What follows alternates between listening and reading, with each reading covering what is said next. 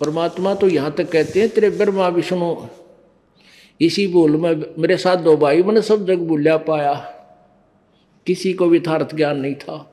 इसी बोल में ब्रह्मा बोला जिसने चारों वेद सरसाया, और वेद पढ़ के पंडित बोला वो मर्म भेद नहीं पाया। इसी भूल में विष्णु बोला जिन्हें वैष्णो धर्म चलाया, और तीर्थ व्रत का बांध महात्म बहुविध जीव भरमाया। इसी भूल में शंकर भूला जिन भिक्षुक पंथ चलाया, और सिर पर जटा हाथ में खप्पर घर घर अलख जगाया।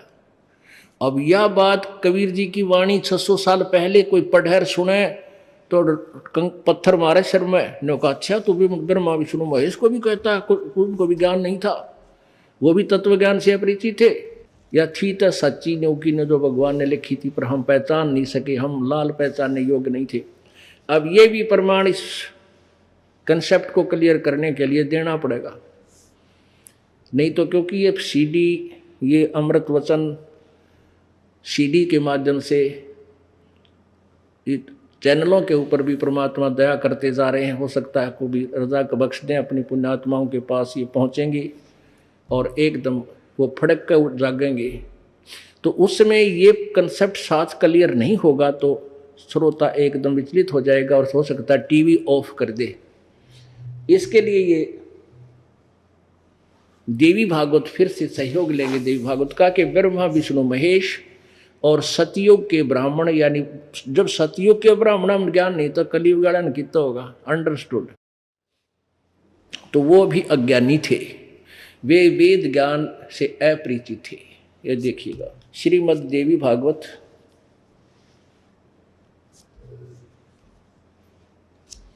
गीता प्रेस गोरखपुर से प्रकाशित है।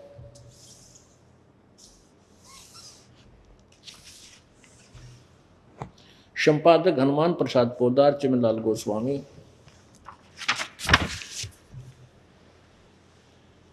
प्रकाशक व मुद्रक हैं गीता प्रेस गोरखपुर, गोविंद भवन कार्यालय कोलकाता का संस्थान।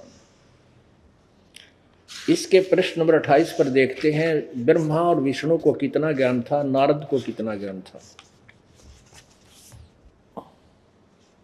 संक्षिप्त देवी भागवत प्रथम सकंद प्रश्न नंबर 28 पे।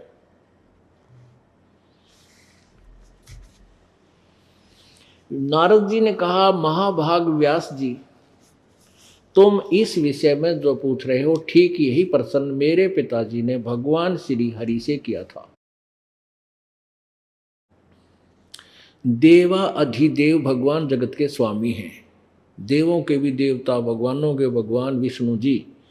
लक्ष्मी जी उनकी सेवा में उपस्थित रहती हैं, दिव्य कौस्तुमणि उनकी शोभा बढ़ाती है। वे शंख चक्र और गदा लिए रहते हैं, पीतंबर धारण करते हैं, 4 भुजाएं हैं, वक्ष स्थल पर श्रीवत्स का चिन्ह चमकता है। वे चराचर जगत के आश्रयदाता हैं, जगत गुरु एवं देवताओं के भी देवता हैं। ऐसे जगत प्रभु भगवान श्री हरि महान तप कर रहे थे, उनकी समाधि लगी थी। यह देखकर मेरे पिता ब्रह्मा जी को बड़ा आश्चर्य हुआ। अतः उन्होंने उनसे जानने की इच्छा प्रकट की। ब्रह्मा जी ने पूछा, प्रभु आप देवताओं के अध्यक्ष, जगत के स्वामी, भूत भविष्य एवं वर्तमान सभी जीवों के एकमात्र शासक हैं। भगवान फिर आप क्यों तपस्या कर रहे हैं और किस देवता की आराधना में ध्यान मग्न है? मुझे असीम आश्चर्य तो ये हो रहा है कि आप देवेश्वर एवं सारे संसार के शासक होते हुए समाधि लगाए बैठे हैं। ब्रह्मा जी के विनीत वचन सुनकर भगवान श्री हरि उनसे कहने लगे, ब्रह्मन सावधान होकर सुनो, मैं अपने मन का विचार व्यक्त करता हूँ। देवता, दानव और मानव सब यही जानते हैं कि तुम सृष्टि करते हो, मैं पालन करता हूँ और संकर से संहार किया करते हैं। किंतु फिर भी वेद के पारगामी पुरुष अपनी युक्ति से यह सिद्ध करते हैं कि रचने, पालने और संहार करने की यह योग्यता जो हमें मिली है, इसकी अधिष्ठात्री शक्ति देवी है। आगे देखिए, उस शक्ति के अभाव में तुम इस संसार की सृष्टि नहीं कर सकते, मैं पालन करने में सफल नहीं हो सकता, और रुद्र से संहार कार्य होना भी संभव नहीं। ब्रह्मा जी, हम सभी उस शक्ति के सहारे अपने कार्य में सदा सफल होते हैं। सुवर्त प्रत्यक्ष और परोक्ष दोनों ही उदाहरण मैं तुम्हारे सामने रखता हूँ। सुनो, यह निश्चित बात है कि उस शक्ति के अधीन होकर ही मैं इस शेष नाग की सैया पर सोता और सृष्टि करने का अवसर आते ही जाग जाता हूं। मैं सदा तप करने में लगा रहता हूं, उस शक्ति के शासन से कभी मुक्त नहीं रह सकता। कभी अवसर मिला तो लक्ष्मी के साथ सुखपूर्वक समय बिताने का सौभाग्य प्राप्त होता है। मैं कभी तो दानों के साथ युद्ध करता हूं। अखिल जगत को भय पहुंचाने वाले दैत्यों के विकराल शरीरों को शांत करना मेरा परम कर्तव्य हो जाता है। यहां कमाल कर दिया। 29 पृष्ठ पर चल पढ़ रहे। अब हम भगवान विष्णु जी कह रहे हैं कि मुझे सब प्रकार से शक्ति यानी दुर्गा के अधीन होकर रहना पड़ता है। उन्हीं भगवती शक्ति का यानी दुर्गा का मैं निरंतर ध्यान किया करता हूँ। ब्रह्मा जी, मेरी जानकारी में इन भगवती शक्ति से दुर्गा से बढ़कर दूसरा कोई भगवान नहीं, कोई देवता नहीं। आलिया ओड एंड भगवान श्री विष्णु जी के ज्ञान का ये कह रहे हैं कि मैं दुर्गा तो ऊपर कोई देवता नहीं मानता, इससे ऊपर कोई भगवान ना को नहीं, मैं तो इससे का ध्यान करता हूँ और हमेशा हठ योग तप करता रहता। अब दुर्गा क्या बता रही है? दुर्गा 562 पृष्ठ पे और 7वें सकंद में हिमालय को ज्ञान दे रही है और ब्रह्म के बारे में बता रही है कि उसका ओम नाम है, एक वही पूजा के योग्य है और सभी पूजाएं त्याग दो। वो ब्रह्मलोक में रहता, उसका ओम मंत्र है, उसी की पूजा करो। अरे तेरा गजब भैया। अब देखिएगा, ये है 7वां सकंद। 7वां सकंद संक्षिप्त देवी भागवत 562 पृष्ठ हम यहाँ से पढ़ेंगे। देवी के द्वारा हिमालय राजा को ज्ञानोपदेश, ब्रह्म स्वरूप का वर्णन। श्री देवी कहने लगी पर्वतराज कि इसने देवी ने पहले तो अपनी पूजा के बारे में बताया, मेरी पूजा करे तो मैं इतना लाभ दे सकती हूँ और मेरा ऐसी साधना करे। फिर कहती है उस ब्रह्म का क्या स्वरूप है यह बतलाया जाता है, जो प्रकाश रूप सबके अत्यंत समीप में स्थित, हृदय रूप गुहा में स्थित होने के कारण गुहातर नाम से प्रसिद्ध और महान पद अर्थात परम प्राप्य है। वह समस्त प्रजा के ज्ञान से परे है, उस किसी की बुद्धि में आने वाला नहीं है, ऐसा तुम जानो। वह परम सत्य, हम अब थोड़ा सा शॉर्ट में चलते हैं। परम सत्य और अमृत अविनाशी तत्व है। सौम्य उस वेदने योग लक्ष्य का तुम वेदन करो, मन लगाकर उसमें तन्मय हो जाओ। सौम्य उपनिषद में कथित महान अस्त्र रूप धनुष लेकर उस पर उपासना द्वारा तीक्ष्ण किया हुआ बाण संधान करो और भावनागुत चित्त के द्वारा भाव अनुगत चित्त के द्वारा उस बाण को खींचकर उस अक्षर रूप ब्रह्म को लक्ष्य बनाकर वेदन करो। पर ओम तो उसका धनुष है, जीवात्मा बाण है और ब्रह्म को लक्ष्य कहा जाता है। आगे देखो, उस एकमात्र परमात्मा को ही जाने, दूसरी सब बातें छोड़ दे। किसी की पूजा मत करो, केवल एक ब्रह्म की पूजा करो। यही अमृत रूप परमात्मा के पास पहुंचने का पुल है। संसार समुद्र से पार होकर अमृत स्वरूप परमात्मा को प्राप्त करने का यही सुलभ साधन है। जिस प्रकार रथ के चक्र में आरे लगे होते हैं, इसी प्रकार शरीर की संपूर्ण नाड़ियां हृदय में स्थित हैं। उस हृदय में वह ही विविध रूप में प्रकट होने वाला परब्रह्म संचरण करता, अंतर्यामी रूप से वर्तमान रहता है। उस आत्मा का ओम के जप के साथ ध्यान करो। इससे अज्ञान में अंधकार से परे, सर्वथा परे, संसार समुद्र से पार जो ब्रह्म है उसको पा जाओगे, तुम्हारा कल्याण हो। और वो कहाँ रहता है? 563 पृष्ठ पे 7वें सकंद में, ये 7वां सकंद है। वह सबका आत्मा ब्रह्म, ब्रह्मलोक दिव्य रूप दिव्य आकाश में रहता है, स्थित है, वहां बैठा है। अच्छा, एक वो ब्राह्मण वाला और रह गया, और सुनो 414 पृष्ठ पे, इसी पे, इसके 414 पे ये लिखा है कि ब्राह्मण, कल सतयुग में ब्राह्मण वेद के बड़े विद्वान थे। छठा अध्याय संक्षिप्त देवी भागवत 414 पृष्ठ पे जन्मेजय ने पूछा, महाभाग किस युग में कैसा धर्म का स्वरूप है, इस संपूर्ण विषय को विशेष रूप से बताने की कृपा कीजिए। व्यास जी बोले, जन्मेजय को बता रहे हैं व्यास, वेद व्यास जी तो राइटर ऑफ द पुराण, पुराणों का लेखक। राजन, यह निश्चय है कि सतयुग में ब्राह्मण वेद के पूर्ण विद्वान थे और उनके द्वारा निरंतर भगवती जगदम्बिका की आराधना होती थी। भगवती का दर्शन करने के लिए उनका मन सदा ललायित रहता था। जय हो वेद व्यास की। अब देख लो पुण्यात्मा, हाथों हाथ सच्चाई मिलेगी आपको, हाथों हाथ। दास गरीब उधार नहीं है, सौदा रोकम रोक, रोकम माने नगदा नगदी। अब सतयुग के ब्राह्मण वेद के पूर्ण विद्वान थे और दुर्गा की पूजा करते थे, और दुर्गा कह रही है तुम ब्रह्म की पूजा करो, और सब पूजाएं त्याग दो, उसका वो मंत्र है। और ब्रह्म कह रहा गीता जी में, उस 18वें अध्याय के 62वें श्लोक में कहा कि अर्जुन तू सर्वभाव से उस परमेश्वर की शरण में जा जिसकी कृपा से तू परम शांति और शाश्वत स्थान में को प्राप्त होगा। उसके विषय में बताया है 8वें अध्याय के 3रे श्लोक में कि वो परम अक्षर ब्रह्म है। गीता जी अध्याय नंबर 8 के श्लोक नंबर 13 में गीता ज्ञानदाता कहता है, मेरा एक वो मंत्र है, मुझ ब्रह्म का केवल एक वो मंत्र है, इसका अंतिम श्वास तक सुमन करता हुआ जो जाता है वो मुझे प्राप्त होता है, मेरे वाली गति से को प्राप्त होता है। अपनी गति को 7वें अध्याय के 18वें श्लोक में कहता है वो तो अनुत्तम है, अश्रेष्ठ है, क्योंकि 4थे अध्याय के 5वें और 9वें श्लोक में कहा कि मेरे और तेरे अर्जुन बहुत जन्म हो चुके हैं, यानी जन्म मृत्यु मेरी भी होती है तेरी भी होती है, हम पूर्ण मोक्षदायक, पूर्ण मोक्ष प्राप्त नहीं है।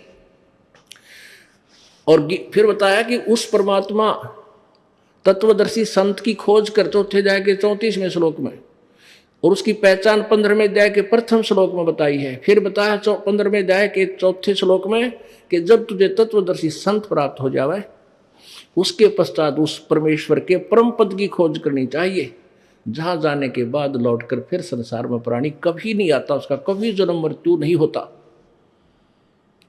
और जिसने सारे ब्रह्मांडों की रचना की है, और मैं भी उसी की शरण हूं।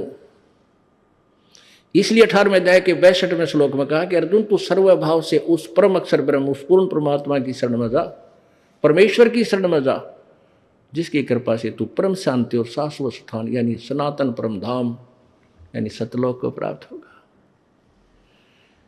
अब पुण्यात्माओं, परमात्मा यही कहा करते, धर्मदास ये जग बोराना, कोई न जाने पद निर्वाणा। परमेश्वर के इस एक सेंटेंस को सिद्ध करने के लिए, सत्य को सत्य सिद्ध करने के लिए, परमात्मा को परमात्मा सिद्ध करने के लिए इस दास ने इतना अड़ंगा हटाना पड़ता है जो इन अज्ञानियों ने ठोक दिया आपके अंतःकरण में।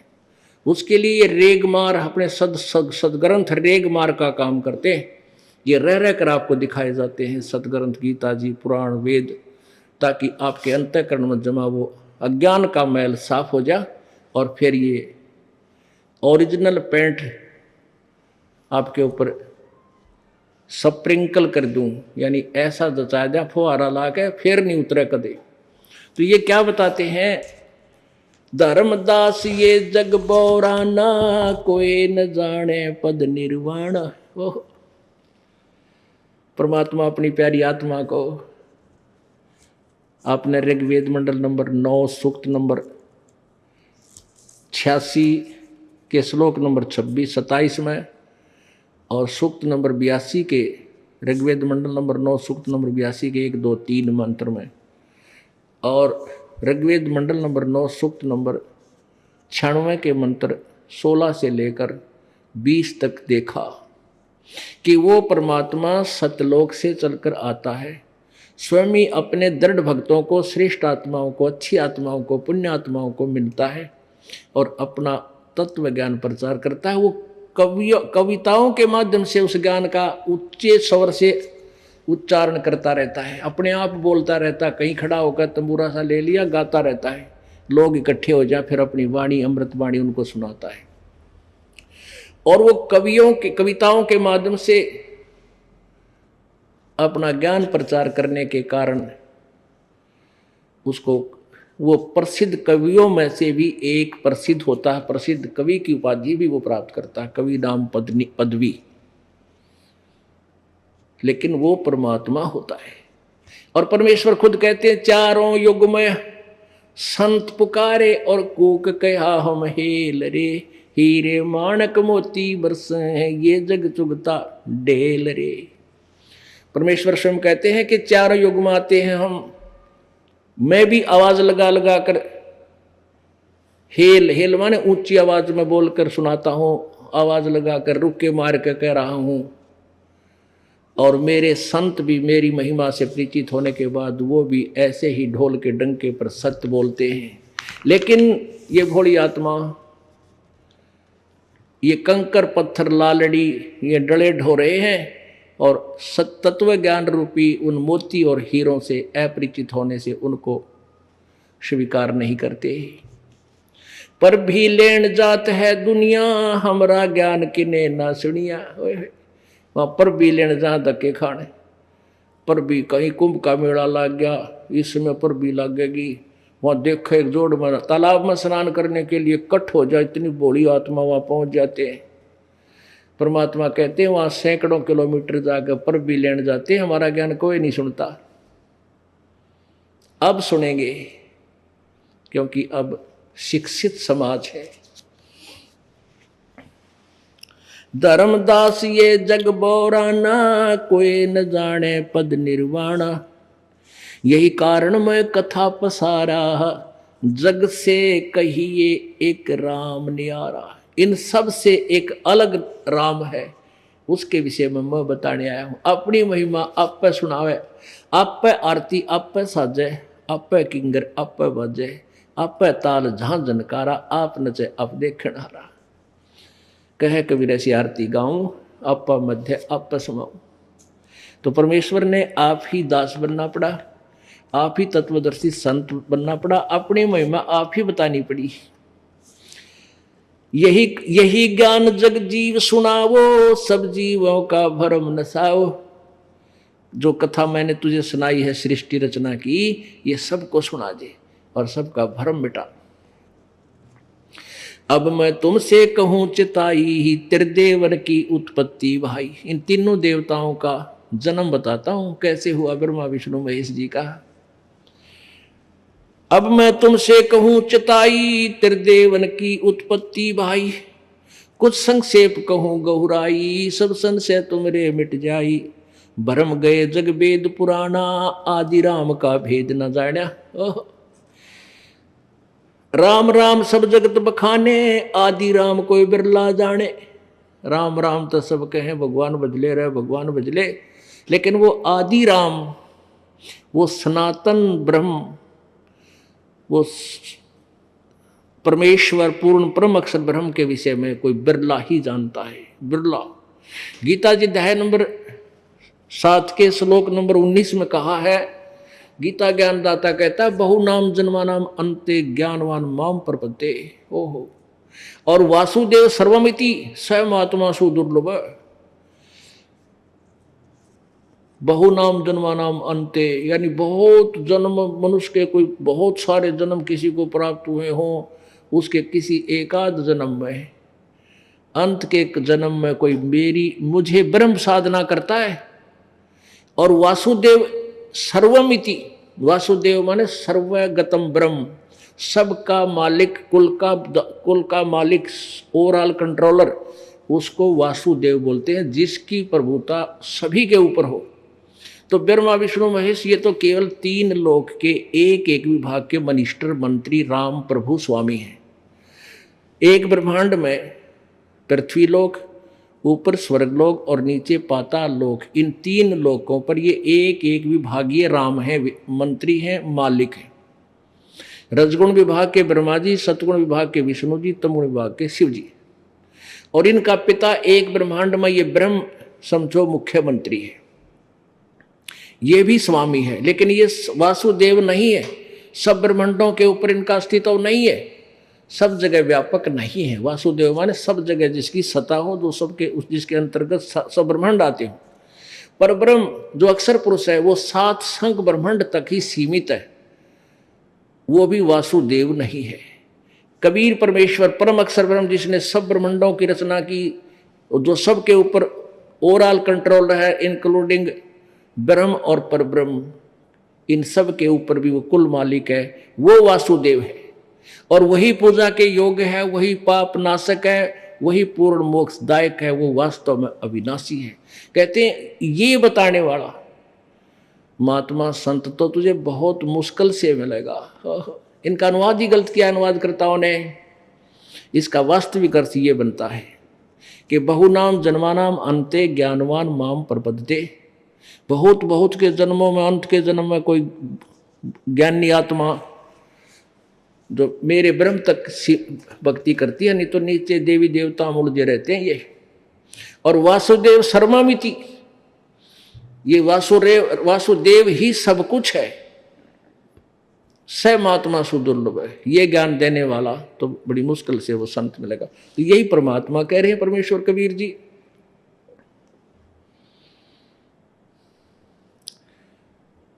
यही कारण मैं कथा पसारा, जग से कहिए एक राम निहारा।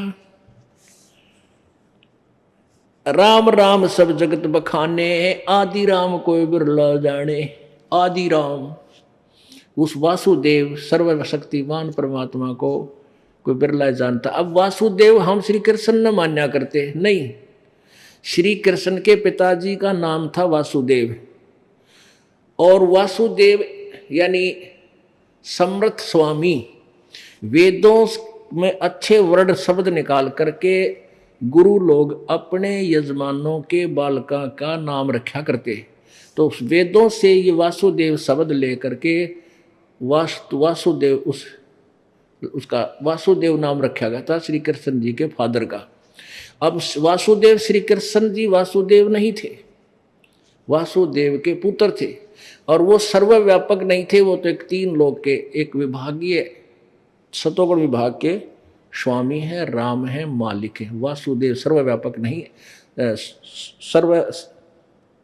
सबके ऊपर वो सत्ता उनकी नहीं है, वो सबके ऊपर मालिक नहीं। तो यहाँ परमात्मा कहते हैं राम राम सब जगत बखाने, आदि राम कोई बिरला जाने।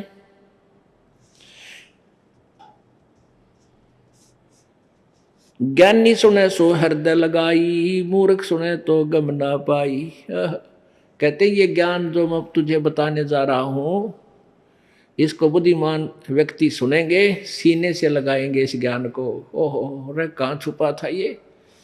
और बुद्धू होंगे मूर्ख, उनका समझ को नहीं आवे, उनका झूठ बोला है। आँखें दिखा रहा हूँ, सामने प्रमाण रूबरू कर रहा हूँ, फिर भी नहीं के और वही बन रहे हो तो वो तो मूर्ख होते हैं।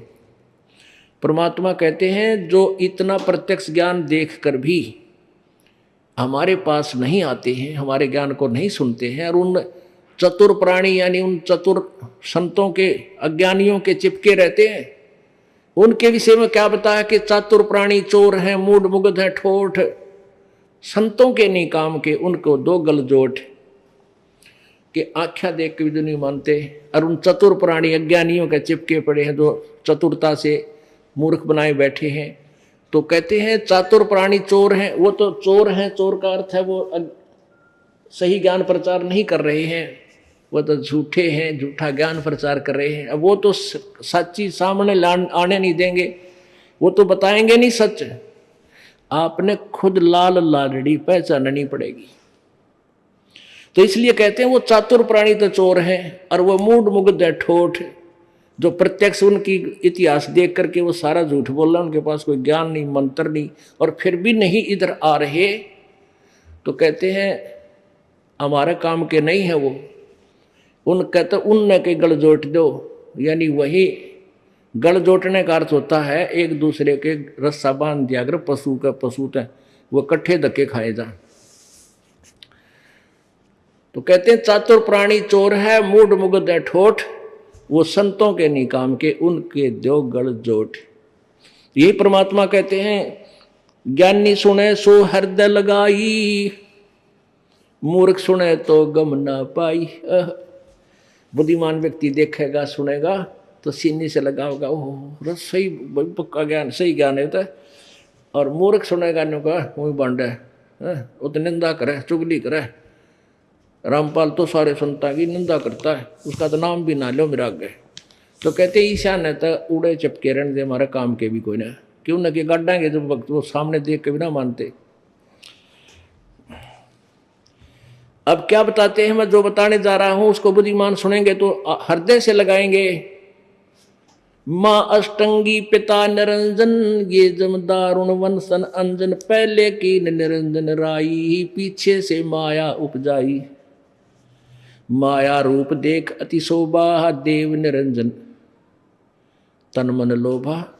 कामदेव धर्मराय सताए, देवी को तुरंत धरकाए। सतलोक में दुर्गा परमेश्वर ने दुर्गा को प्रकृति को अपनी शब्द शक्ति से एक कन्या रूप दिया था, युवा लड़की का, युवती का, और उसके अंदर हम सभी प्राणियों को सूक्ष्म रूप से बीज रूप में प्रवेश कर दिया था।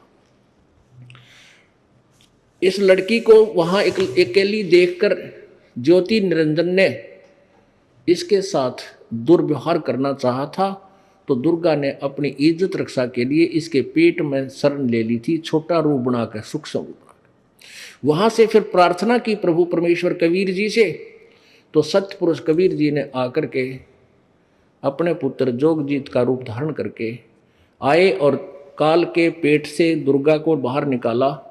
और इनके 21 ब्रह्मंडों जो इसने तप करके प्राप्त किए थे ज्योति निरंजन ने, 21 ब्रह्मंडों समेत दुर्गा और निरंजन समेत वहां से नीचे धकेल दिया।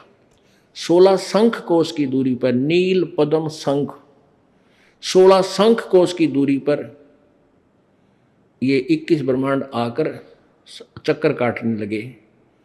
और फिर काल ने फिर दुर्गा के साथ फिर से बदव्यवहार किया, इसके रूप पर आसक्त होकर के, और इसके साथ जबरदस्ती शादी की और 3 पुत्र उत्पन्न किए। उसके बारे में परमात्मा बता रहे हैं, और वही पुराण बता रहे हैं इनकी हिस्ट्री। श्री शिव पुराण, श्री दुर्गा पर देवी पुराण और श्री ब्रह्मा पुराण में भी, देवी पुराण में इनका वर्णन है। आप देखिएगा परमात्मा क्या कहते थे, माँ अष्टंगी पिता निरंजन, ये जमदारुण वंशन अंजन, पहले की निरंजन राई, पीछे से माया उपजाई। पहले परमात्मा की शब्द से, कबीर जी के शब्द से, वचन से निरंजन की उत्पत्ति हुई थी अंडे से, और फिर दुर्गा को परमात्मा ने ही उत्पन्न किया था। पहले की निरंजन राई, ज्योति निरंजन, ये भगवान, ये ब्रह्म यहाँ का पैदा किया परमात्मा ने, और पीछे से माया दुर्गा की उत्पत्ति कबीर भगवान ने की थी, सत्य पुरुष ने।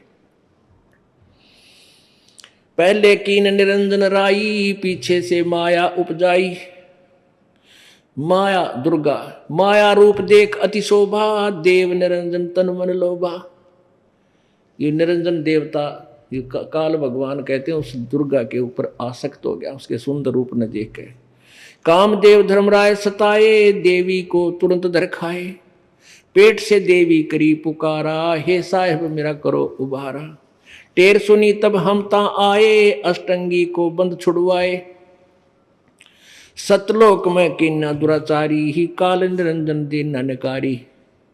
माया समेत दिया भगाई, 16 शंख कोस दूरी पर आई। अष्टंगी और काल अब दोई, मंद कर्म से गए बिगोई।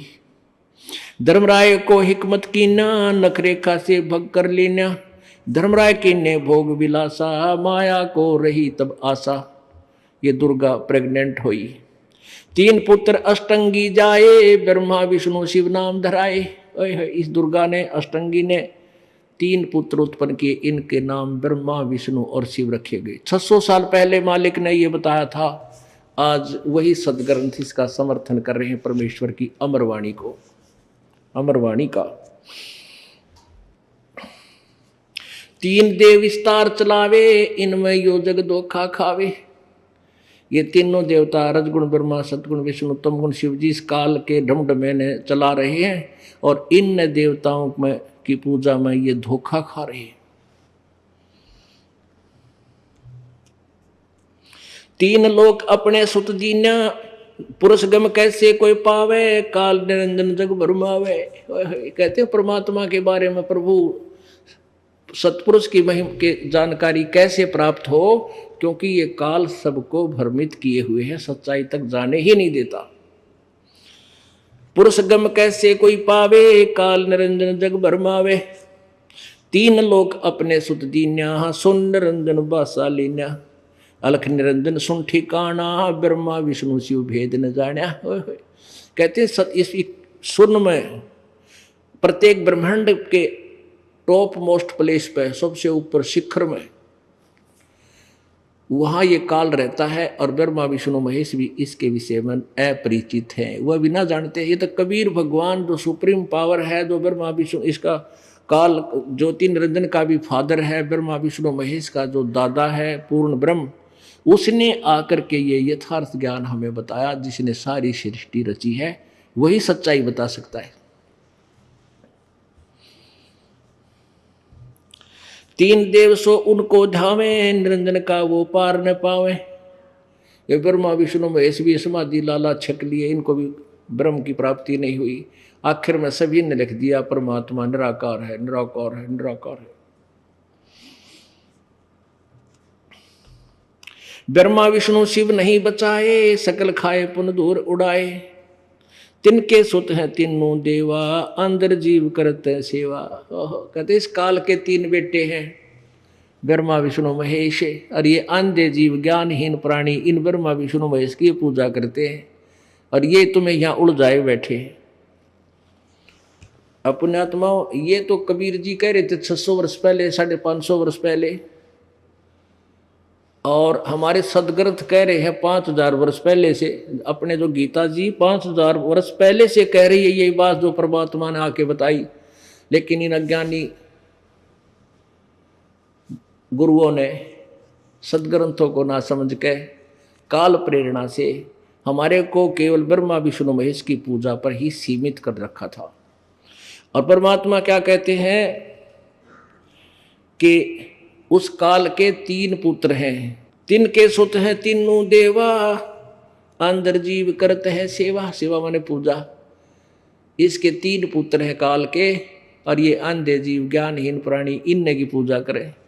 अकाल पुरुष का हो नहीं चीन्या, काल पाए सभी गैलीन्या।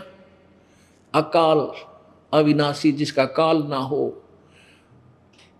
वो जो किसी को खाता ना हो, वो भी अकाल होता है। अकाल पुरुष का हो ना चीन्या, काल पाए सभी गैलीन्या। इस काल को तो सबने मान लिया। अकाल जो काल नहीं है, जो दुखदाई नहीं है, उसको किसी ने जाना भी नहीं, सुना भी नहीं। ब्रह्म काल सब जग जाने, आज ब्रह्म को ना पहचाने। 3 देव और अवतारा, आता को बजे सकल संसारा। इन तीनों देवताओं को और इन के 3 अन्य अवतारों को, राम कृष्ण आदि को, ये सारा संसार इन्हीं की पूजा कर रहा है। 3 गुणों का ये विस्तारा, धर्मदास मैं कहूँ पुकारा। गुण तीनों की भक्ति में ये भूल पड़ो संसारे, कह कबीर निज नाम बिना तुम कैसे उतरो पार। अपने आत्माओं, ऐसा प्रसंग आ गया कि कबीर भगवान ने कहा है कि इस काल और दुर्गा के ये 3 पुत्र हैं। इस काल के ये 3 पुत्र हैं, ब्रह्मा विष्णु महेश, और ये ज्ञानहीन प्राणी इन्हीं की पूजा करते हैं। गुण तीनों की भक्ति में ये भूल पड़ो संसारे। ओए होए, इन तीनों गुण की भक्ति में, रजगुण ब्रह्मा, सतगुण विष्णु, तमगुण शिव जी की भक्ति में ये संसार भूला पड़ा है। और कह कबीर उस निज नाम बिना, सार नाम बिना कैसे उतरोगे पार। यानी यथार्थ मंत्र के बिना, यथार्थ भक्ति साधना के बिना तुम पार कैसे हो पाओगे। अब इस प्रसंग को कोई सुनेगा कि ब्रह्मा विष्णु महेश के पुजारियों को ज्ञानहीन अंधे बताया है, तो श्रोता एकदम बिदक जाएंगे। तो दास इसके लिए लालटेन दिखाओगा। एक समय एक अंधा व्यक्ति रात्रि में लालटेन लिए जा रहा था। लालटेन होती थी, अब तो खैर मॉडर्न हो गए, बालक ना पता होगा लालटेन का, टॉर्च समझ लो, एक टॉर्च। वैसे लालटेन होती थी एक लैंप टाइप, लैंप समझ लो उसको। तो लालटेन लिए जा रहा था अंधेरे में, और बालक आ रहे थे आगे थे उछल कूद मचाते हुए। तो उस अंधे व्यक्ति ने सोचा ये बालक कदे टक्कर मार दे अपनी बातों में, उछलते कूदते, तेरे बूढ़े की हाथ टूट जाए। वो कहने लगा, रे बच्चों भाई देखना देखना, मैं अंधा हूं, ध्यान से चलना बेटा। अब वो बच्चे इस आवाज को सुनकर सहम गए कि हाथ में लालटेन ले रखी, और यूं कहे कि मैं अंधा हूं भाई, सुनियो देखियो, ध्यान से निकलना मेरे पास से। बच्चे खड़े हो गए और कहने लगे, बाबा क्या आप सचमुच अंधे हो? आखा बेटा मैं अंधा हूं, बिल्कुल दिखाई नहीं देता। फिर लालटेन क्यों ले रखी आपने? कि आप आंखों वालों के लिए कदे मेरे में टक्कर मार कर टांग तोड़ दो बूढ़े आदमी की, मुझे देखकर तुम एक तरफ का टल जाओ, अपनी जान बचा रहा हूं भाई बेटा मत। तो पुण्यात्माओं, ये सदग्रंथ जैसे दास ने परमात्मा की वाणी को बोला, ये सत्य है कि तिनके सुत हैं, काल और दुर्गा के पुत्र हैं, ये तीनों देवा, अंधर जीव करत है सेवा। ये ज्ञानहीन बिना ज्ञान के व्यक्ति इन ब्रह्मा विष्णु महेश की पूजा करते हैं, इन तीनों गुणों की, रजगुण ब्रह्मा, सतगुण विष्णु, तम गुण शिव जी की। तो ये तो दास ने कहा है परमात्मा की अमरवाणी से, और ईव लालटेन दिखा दूंगा, कहते मेरी गेल खस्से को आके नू का यूं क्यों ऐसा क्यों बोला, हमें अंधा कैसे बता दिया। तो लालटेन दिखा दूंगा, भाई मेरे साथ ना खसना, अपने इस सदग्रंथों की रोशनी में एक साइड पकड़ जाना। इसका प्रमाण पवित्र गीता जी आपको देगा। 7वां अध्याय के आपको 5 श्लोक सुनाऊंगा, 12, 13, 14, 15, 4। कति कंसेप्ट क्लियर हो जाएगा। पहले तो ये समझें कि रजगुण ब्रह्मा है, सतगुण विष्णु, तमगुण शिव जी। इसमें आपको देवी पुराण दिखाते हैं, दुर्गा पुराण संस्कृत में, देवी भागवत महापुराण संस्कृत विद संस्कृत इन हिंदी, संस्कृत भी और हिंदी भी दोनों साथ हैं इसके। ये देखिएगा,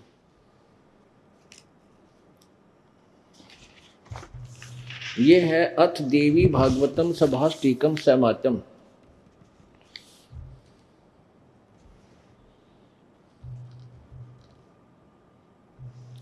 अथ देवी भागवतम सभाष्टिकम सैमात्यम। ये कहाँ से प्रकाशित है? खेमराज श्री कृष्ण दास प्रकाशन,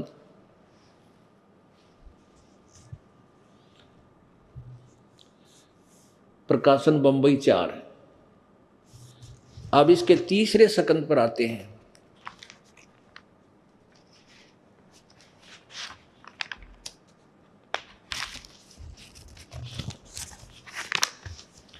अथ श्रीमद देवी भागवते भाषा टीका युक्ते तृतीय सकंद है प्रारंभते।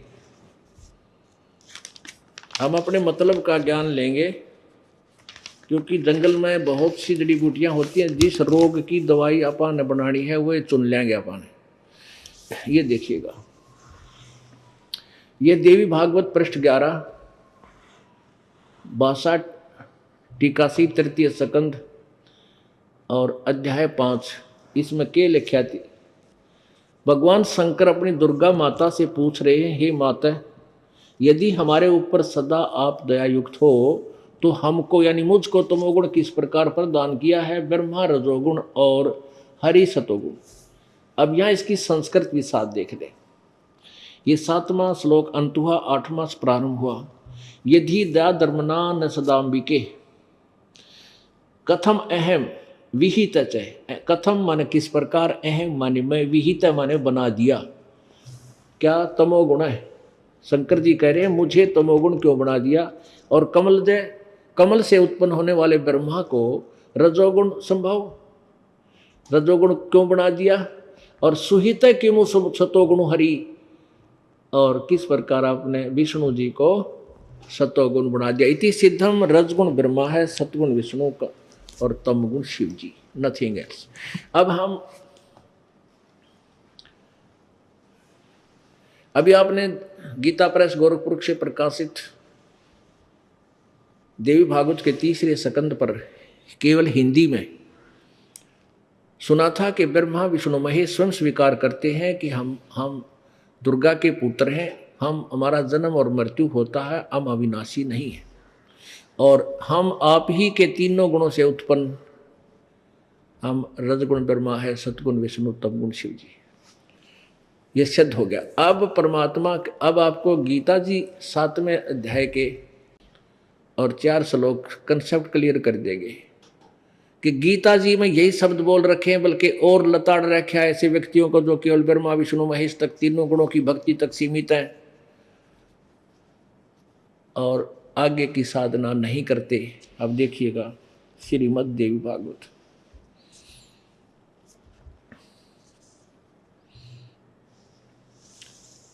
अनुवादक हैं जय दयाल गोविंद का, और प्रकाश कहाँ से प्रकाशित है? ये गीता प्रेस गोरखपुर से। प्रकाशक में मुद्रक हैं गीता प्रेस गोरखपुर, गोविंद मोहन कार्यालय, कोलकाता का संस्थान। अध्याय नंबर 7 और श्लोक नंबर हम 12 से प्रारंभ करेंगे। ये देखिएगा, अध्याय नंबर 7 श्रीमद् भगवत गीता और श्लोक नंबर 12। और भी जो सतोगुण से उत्पन्न होने वाले भाव हैं और जो रजोगुण से तथा तमोगुण से उत्पन्न होने वाले भाव हैं, उन सबको मुझसे ही होने वाले हैं ऐसा जान, परंतु उनमें वास्तव उनमें मैं और वे मुझ में नहीं हैं। अपने आत्माओं, ये गीता ज्ञान कौन दे रहा है? ये श्री कृष्ण जी के शरीर में प्रवेश करके ये ब्रह्म काल बोल रहा है, जो गीता जी के 11वें अध्याय के 32वें श्लोक में कहता है, मैं काल हूँ अर्जुन, अब सबको खाने के लिए अब परवर्त हुआ हूँ। श्री कृष्ण के शरीर से निकलकर बाहर विराट रूप दिखा दिया, कहते यू है मेरा काल रूप। अब एक बार और देखिएगा, अब एक बार श्री शिव पुराण को देखिएगा। इसमें से हम लेंगे कि ये काल कह रहा है कि इसमें शिव पुराण में लिखा है कि इस प्रकार तीनों देवताओं में गुण है, रजगुण ब्रह्मा, सतगुण विष्णु, तमगुण शिव जी, और लेकिन वो शिव वो गुणातीत कहा, इनसे नारा कहा जाता है। देखिएगा शिव पुराण, गीता प्रेस गोरखपुर से प्रकाशित है।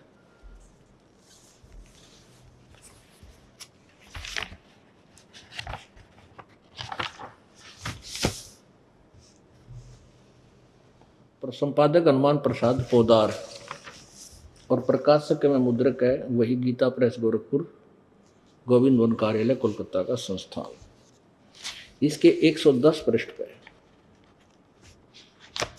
ये देखिएगा, ये है रुद्र संहिता श्री संक्षिप्त शिव पुराण पृष्ठ 110। यहां लिखा है, इस प्रकार ब्रह्मा विष्णु और रुद्र इन 3 देवताओं में गुण है, परंतु शिव गुणातीत माने गए हैं, यानी इन गुणों से न्यारी, इन ब्रह्मा विष्णु महेश से अलग है। अब यहां एक और देखना पड़ेगा, प्रश्न नंबर 25-26 पे, कि ये काल जो है ये इन ब्रह्मा विष्णु महेश से अलग है। एक बार ब्रह्मा और विष्णु का आपस में झगड़ा हो गया। किस बात पे? ब्रह्मा बोला मैं तेरा बाप, विष्णु बोला तू मैं तेरा बाप, लट्ठम गुट्टा हथियार काट लिए। इनकी लड़ाई बंद कराने के लिए इस काल ब्रह्म ने कि आप लड़ मरे कदे भी तेरी अधूरी रह जा सृष्टि, इसने बीच में एक तेजों में खंभा गाड़ दिया, जैसे चमकदार शीशे से का हुआ करे। तो ये दोनों असमंजस में पड़ गए, ये लड़ना तो बंद कर दिया, और इसके ऊपर नीचे चल पड़े एक दूसरे इसका एंड देखने में। तो फिर कहते हैं विष्णु जी ने साची बता दी, मैंने अंड नहीं पाया, इसका अंत नहीं मिला। फिर माँ ने झूठ बोल दी, उसका सिर काट दिया इसने, शिव ने आकर, काल ने, सदा शिव ने। अब ये क्या, फिर ये इनसे ज्ञान सुनते हैं तो क्या प्रश्न किया। विद्वेश्वर संहिता, ये देखिएगा, विद्वेश्वर संहिता इसी शिव पुराण की, संक्षिप्त शिव पुराण में, ये यहाँ पर ब्रह्मा विष्णु महेश ये दोनों खड़े, ब्रह्मा और विष्णु दोनों खड़े हैं और काल ने बीच में इनका स्तंभ खड़ा कर दिया। 25 पृष्ठ से हम देखेंगे मोटा मोटा सा। ब्रह्मा और विष्णु ने पूछा, प्रभु सृष्टि आदि 5 कर्तों के लक्षण क्या है, ये हम दोनों को बताइए। भगवान शिव बोले, ये बता रहे, हम अपना मतलब की बात पढ़ाएंगे। बोले पुत्रो तुम दोनों ने तपस्या करके प्रसन्न हुए मुझ परमेश्वर से सृष्टि और सतिथि नामक 2 कृत प्राप्त किए। सृष्टि ब्रह्मा को और सतिथि दी है विष्णु को, ये दोनों ही तुम्हें बहुत प्रिय। इसी प्रकार मेरी विभूति स्वरूप रुद्र और महेश्वर को मैं 2 अन्य उत्तम कृत संहार और तिरोभाव, ये ने है महेश्वर ने, या ने मैं गलत छपा है, रुद्र और महेश्वर ने 2 अन्य उत्तम संहार और तिरोभाव जो करते हैं मुझसे प्राप्त किए। इससे सिद्ध है कि ये गीता ज्ञान जो बोल रहा है ये ब्रह्म, ये काल रूपी ब्रह्म सदाशिव, ये ब्रह्मा विष्णु और रुद्र और महेश से भी न्यारा है। इति सिद्ध, खुद कहता है गीता ज्ञान कराते हुए कि ये तीनों क्या कह रहा है कि इन तीनों से, रजगुण ब्रह्मा से सृष्टि, तमगुण सतगुण विष्णु जी से सतिथि और तमोगुण विष्णु जी से, तमोगुण शिव जी से संहार जो हो रहा है, ये सभी इनका मुख्य कारण तो मैं ही हूं, लेकिन मैं इनमें नहीं, मैं इनसे दूर हूं, जो 21वें ब्रह्मांड में रहता है। अपने आत्माओं ये विचार करना है कि काल को श्राप लगा हुआ है 1 लाख मानव शरीरधारी प्राणियों का निताहार करने का। उसके लिए ये अपने तीनों पुत्रों को भ्रमित करके रखता है और तीनों को एक एक गुण युक्त कर दिया। ये बाद में कभी कहानी सुनाएंगे, जो समय आएगा सृष्टि रचना में आपको पता चलेगा ये दुर्गा और शिव ने कैसे इनको रजगुण तमगुण सतगुण युक्त उत्पन्न किया। अर्थात रजगुण ब्रह्मा है, सतगुण विष्णु, तमगुण शिव जी, सिद्ध हुआ। तो यहाँ गीता जी अध्याय नंबर 7 के श्लोक 12 में जो कहा है कि सतगुण विष्णु से, तो तमगुण से और रजगुण से जो भी भाव उत्पन्न होते हैं, रजगुण से ब्रह्मा से उत्पत्ति, सतगुण विष्णु से सृष्टि सतिथि और तमगुण शिव जी से जो संहार हो रहा है, इसका मुख्य कारण तो मैं ही हूँ, परंतु मैं इनके आसपास नहीं, इनसे गुप्त रहता हूँ, अलग रहता हूँ। फिर देखिए, अब ये समझ में आओगी 4 श्लोक, अध्याय 7 फिर 12 पढ़िए। और भी जो सतगुण से उत्पन्न होने वाले भाव हैं और जो रजोगुण तथा तमोगुण से उत्पन्न होने वाले भाव हैं, उन सब को तू मुझसे ही होने वाले ऐसा जान, परंतु वास्तव उनमें मैं और वे मुझ में नहीं है। अब 13वें में गुणों के कार्य रूप सात्विक, राजस और तामस, इन तीनों प्रकार के भावों से सारा संसार प्राणी समुदाय मोहित हो रहा है। इन तीनों गुणों से परे, ब्रह्मा विष्णु महेश से ऊपर परे मुझ अविनाशी को नहीं जानता। ये ब्रह्म कह रहा है कि ये ब्रह्मा विष्णु महेश तक इनकी बुद्धि सीमित है, इन तीनों गुणों को इन्हीं की पूजा में लगे रहते हैं, इनसे परे मुझ ब्रह्म को नहीं जानते। आगे देखना 7वें अध्याय का 14वां श्लोक, क्योंकि यह अलौकिक अति अर्थात अति अद्भुत त्रिगुणमय मेरी माया, रजगुण ब्रह्मा सतगुण विष्णु तमगुण शिव जी के द्वारा फैलाया गया जाल, माया माने जाल भी होता है, मेरी माया बड़ी दुस्तर है, त्रिगुणमयी मेरी माया बड़ी खतरनाक है। और जो पुरुष, जो साधक मुझको निरंतर भजते हैं, यानी ब्रह्म साधना करते हैं, वो इस माया का उल्लंघन कर जाते हैं, वो ब्रह्मा विष्णु महेश से मिलने वाले लाभ से ऊपर उठ जाते हैं। इसका ये अर्थ है। आगे देखना 15वें में तोड़ पाड़ दिया, कमाल कर दिया। माया के द्वारा, ओहो, ब्रह्मा विष्णु महेश से मिलने वाले लाभ तक ही जो सीमित है, इनसे आगे इनकी बुद्धि उठती नहीं। जिनका ज्ञान धारा जा चुका है, यानी ब्रह्मा विष्णु महेश तक की जो पूजा करते हैं वो आसुर स्वभाव को धारण किए हुए, मनुष्यों में नीच, और तेरा गजब हुई। और दूषित कर्म करने वाले मूर्ख माम मुझको नहीं भजते, मेरी पूजा नहीं करते, ब्रह्म कह रहा है।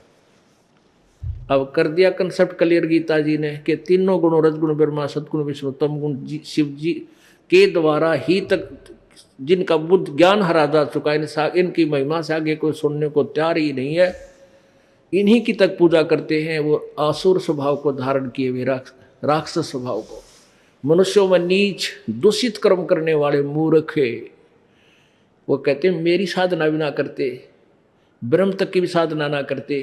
फिर साथ में जाके 16, 17 में और 18 में अपनी महिमा, अपने ज्ञान, अपनी साधकों के विषय बताया है। वो कहते हैं मेरी साधना, ब्रह्म साधना भी 4 प्रकार के करते हैं, और मेरे वाली साधना करने वाले ज्ञानी जो अच्छी आत्मा है वो है तो अच्छी आत्मा, लेकिन मेरे साथ में जाएगी 18वें श्लोक में, लेकिन वो मेरे वाली अनुत्तम घटिया साधना में व्यस्त है। और साथ में जाएगी 18वें 19वें श्लोक में कहा कि बहुत से जन्मों के अंत के जन्म में कोई ज्ञानी मेरी ब्रह्म तक की साधना करते ना तो नीचे के शतुर्मुर्जे रहते हैं। और वासुदेव सर्वशक्तिमान परमात्मा के विषय में जानकारी देने वाले महात्मा बहुत थोड़े हैं भाई। अब ये राक्षस स्वभाव तीनों देवताओं के रजगुण ब्रह्मा सदगुण विष्णु तमगुण शिव जी के पुजारियों को ऐसी उपमा क्यों दी? जैसे उदाहरण, हिरण्यकशिपु ने रजगुण ब्रह्मा जी की साधना की थी, अपने पुत्र का शत्रु हो गया, उससे सिद्धि प्राप्त करके हल्दी की गांठ लेकर पंसारी बन गया। अपने पुत्र प्रहलाद का शत्रु बन गया और राक्षस कहलाया, परमात्मा ने आकर उसका पेट फाड़ा नरसिंह रूप धारण करके। अब जैसे भगवान शिव तमोगुण की साधना की थी,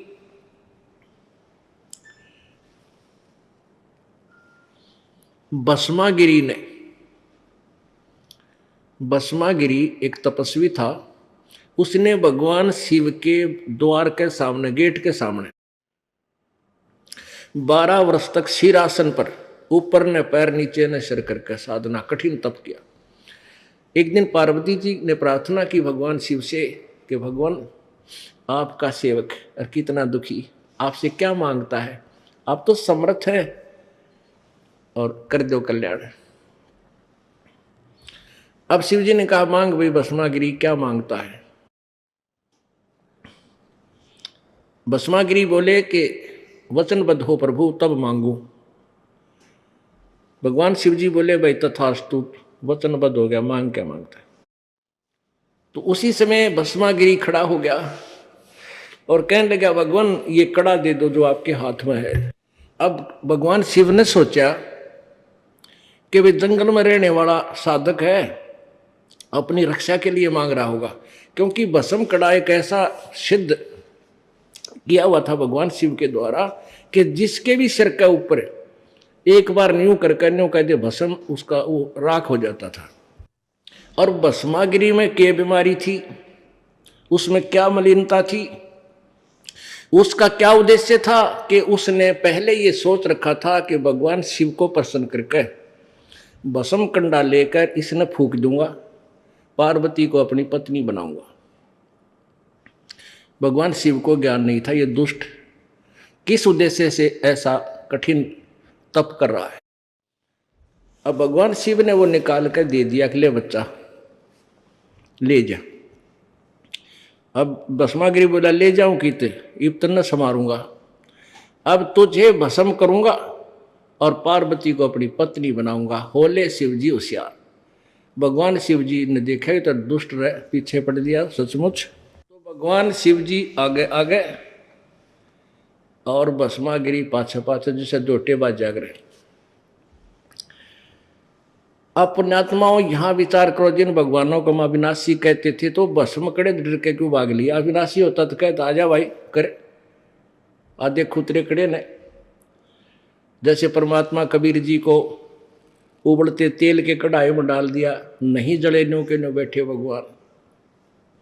जेरे कुएं में डाल के ऊपर काकर पत्थर झाड़ अड़ंगा ठोक दिया, सिकंदर लोधी के दरबार में बैठे पाए भगवान।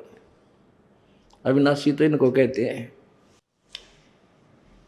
अब भगवान ने, परमेश्वर ने आके, अब हम तो विष्णु जी कहा करते थे, कोई बात नहीं, वो महिमा का भूखा नहीं है प्रभु। तो कहते हैं फिर विष्णु जी ने आकर के पार्वती रूप बना के और भस्मागिरी का आगे खड़ी हो गई। भस्मागिरी भी रुक गया, उसको पता था शिव जी डटे डटे नहीं, तेरे हाथ में जब तक कड़ा भस्म कड़ा है। पार्वती आए गई, बस ठीक है, इसकी सुनते हैं क्या कहना चाहती है। तो पार्वती रूप में भगवान ने कहा क्यों भाग रहे हो, अब वो नहीं आएगा तेरे पास जब तक भस्म कड़ा है।